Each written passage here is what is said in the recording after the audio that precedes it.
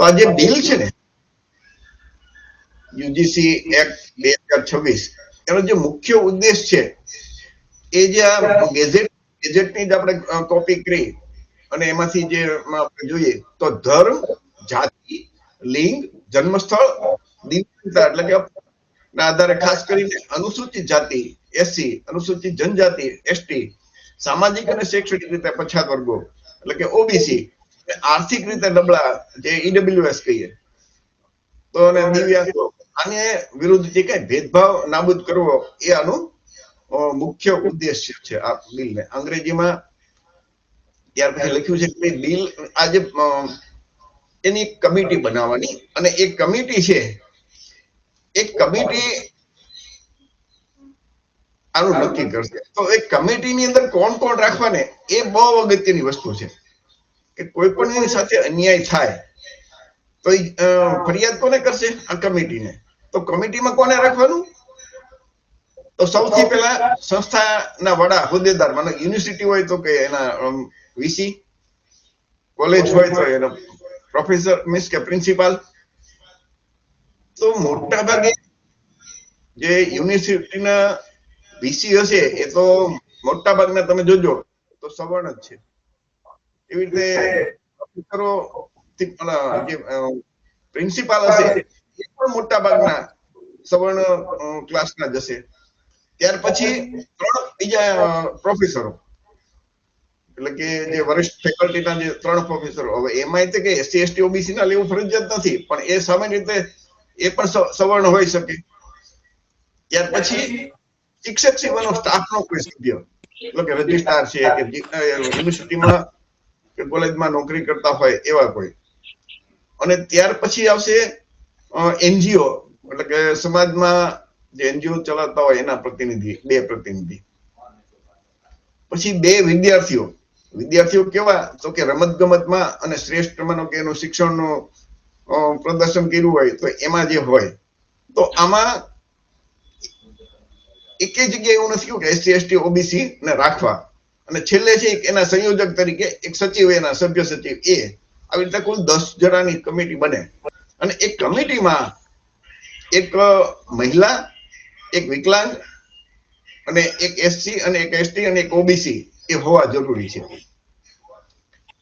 તો સામાન્ય રીતે ઓબીસી એસસી એસટી ના 3 રાખે.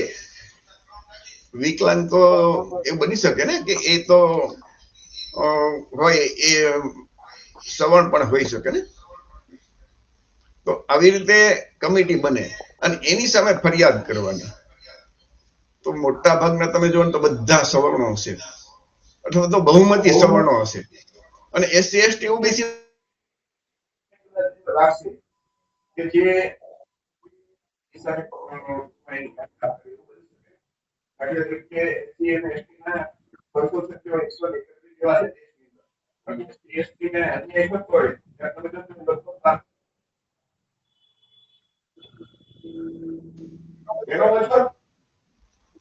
આ લોકો આપણા માટે શું પેલો તો ઘણી વખત એમ થાય કે સવર્ણોને એમ થાય કે અમને અન્યાય થાય છે, પણ અન્યાય કરતા ઓબીસી એસસી એસટી ને આમાં ન્યાય મળશે કે નહીં એ શંકાનો વિષય છે.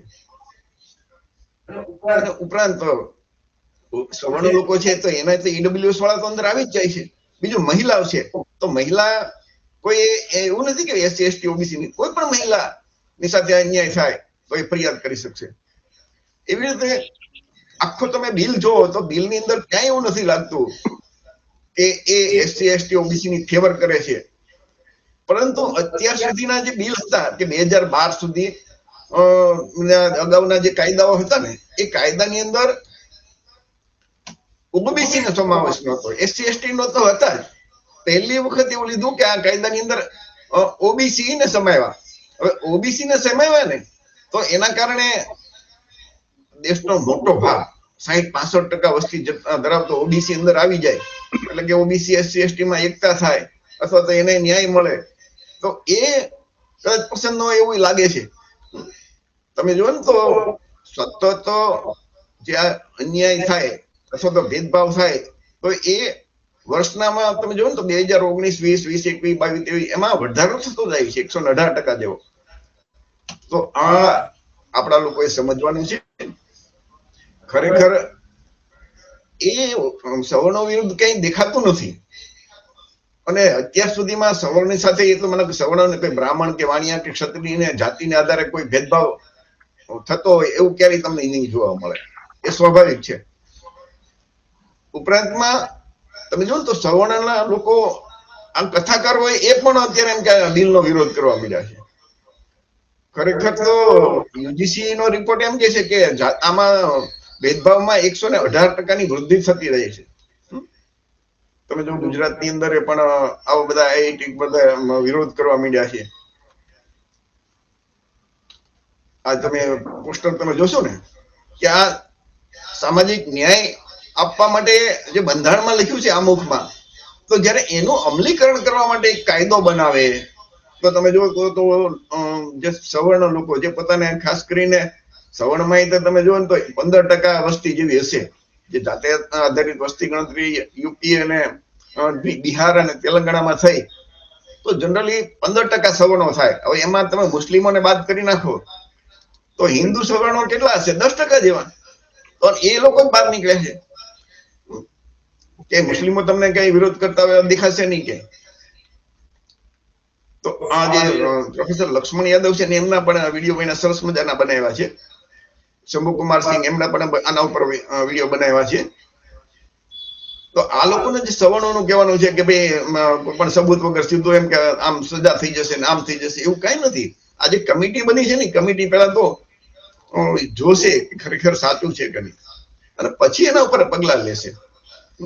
અત્યાર સુધી આપણે જોઈએ કે ભાઈ આ લોકો હિન્દુ એક આપણે એમ કે બધા એક કે હિન્દુ રાષ્ટ્રની બધી વાતો કરતા હતા, પણ જેવું ઓબીસી એસસી એસટી ને ન્યાય આપવાની વાત આવી એટલે આ 10% સીધા વિરોધ કરવા નીકળી પડ્યા. એ લોકો એક સંગઠન બનાવી નાખ્યું. એમાં બ્રાહ્મણ, ક્ષત્રિય, કાયસ્થ અને વૈશ્ય આ ચારનો S4 કરીને તો 10% વાળા 90% વાળાનો વિરોધ કરે છે. અને આ જે છે એ સુપ્રીમ કોર્ટની ગાઈડલાઈન મુજબ બન્યું છે. રોહિત વેમુલા અને પાયલ તડવી નામના જે 2 વિદ્યાર્થીઓ હતા એમના જે અવસાન થયા એટલે એમના મધર એ સુપ્રીમ કોર્ટમાં એનો કેસ ચાલતો હતો અને એના કારણે આ કાયદો બન્યો છે.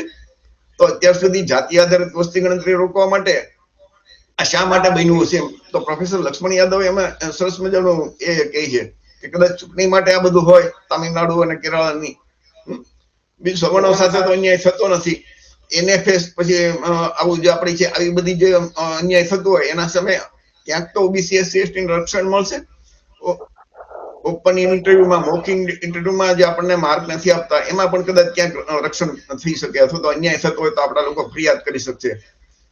યુનિટી ગ્રુપ કરીને છે એક ઠાકોર સમાજનું, તો એમણે તો જો મેં બિલને જે ઓબીસી નું છે તો એમને સમર્થન આપવા માટે થઈને રાષ્ટ્રપતિ દ્રૌપદી મુર્મુજીને એક કાગળ પણ લખીને તો આપણી જાણી છે ભવિષ્યની અંદર મંડળ પદનો પૂરો અમલ થાય, ઓબીસી ના વસ્તીના પ્રમાણમાં આરક્ષણ મળે, જાતિ આધારિત વસ્તી ગણતરી થાય, દરેક લોકોને ન્યાય મળે, જે બંધારણના આમુખમાં લખેલું છે એ થાય. એના માટે થઈને આપણે દેશની અંદર જે સુપ્રીમ કોર્ટ અને હાઈકોર્ટની અંદર આપણા જજ નથી તો ત્યાં ભાગીદારી મળે. દેશની જે રાષ્ટ્રીય કંપનીઓ છે એનું જે ખાનગીકરણ થાય છે એ બંધ થાય. આપણી નોકરીઓ જે આ લોકો ખતમ કરે છે એ બંધ કરવામાં આવે. તો આ બધી વસ્તુ ખાનગીની અંદર આપણું આરક્ષણ મળે. ઓબીસી એસસી એસટી ને શિક્ષણ અને આરોગ્ય તમામને ફ્રી મળવું જોઈએ. આવા બધા જે મુદ્દાઓ છે એના માટે આપણે સતત જાગવું પડશે. અને આ દેશની અંદર આપણે દેશના નાગરિકો છીએ એટલે કે માલિક છે, ફક્ત 10% માલિક નથી. દેશની અંદર આર્થિક અસમાનતા ભયંકર ઉભી થઈ છે. તમે જોવો ને તો 1% લોકો પાસે દેશની મોટા ભાગની સંપત્તિ એની પાસે છે અને આપણા લોકો એસસી એસટી ઓબીસી પાસે શું છે? કાંઈ નથી. આપણી પાસે ફક્ત મત છે. એટલે બધા જે વક્તાઓની આમ તમે જો સાર તો એ જ નીકળે કે જ્યાં સુધી આપણે શાસક નહીં બનીએ ત્યાં સુધી આ અન્યાય રહેવાનો જ છે. તો આ બાબત